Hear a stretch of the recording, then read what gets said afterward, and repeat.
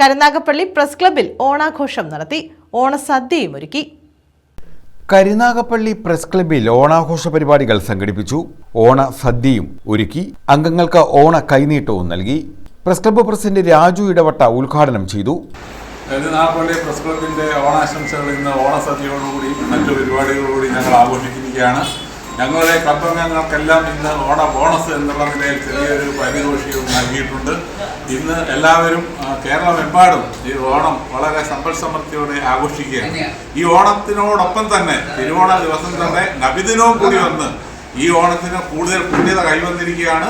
അതുകൊണ്ട് നബിദിനാശംസകളും ഓണാശംസകളും പ്രസ് ക്ലബിൻ്റെ വകയായി നൽകുകയാണ്. എല്ലാവർക്കും സമ്പൽ സമൃദ്ധിയും ഐശ്വര്യമായ ഒരു ഓണം ആകട്ടെ ഈ വർഷം എന്ന് ആശംസിച്ചു. വൈസ് പ്രസിഡന്റ് രാജൻ അധ്യക്ഷത വഹിച്ചു. സെക്രട്ടറി സന്തോഷ് കോഴിക്കോട് സ്വാഗതം പറഞ്ഞു. അഡ്വക്കേറ്റ് രാജേന്ദ്രൻ, ബാബു രഞ്ജിത്ത്, സുരേഷ് വെട്ടുകാട്, യു കണ്ണൻ, യൂസഫ് സാലി, ഉമേഷ് കുമാർ, ബാബിസ് വിജയൻ, അസീസ്, ഷിജു രാമകൃഷ്ണൻ എന്നിവർ പങ്കെടുത്തു. News bureau, Karunagappally.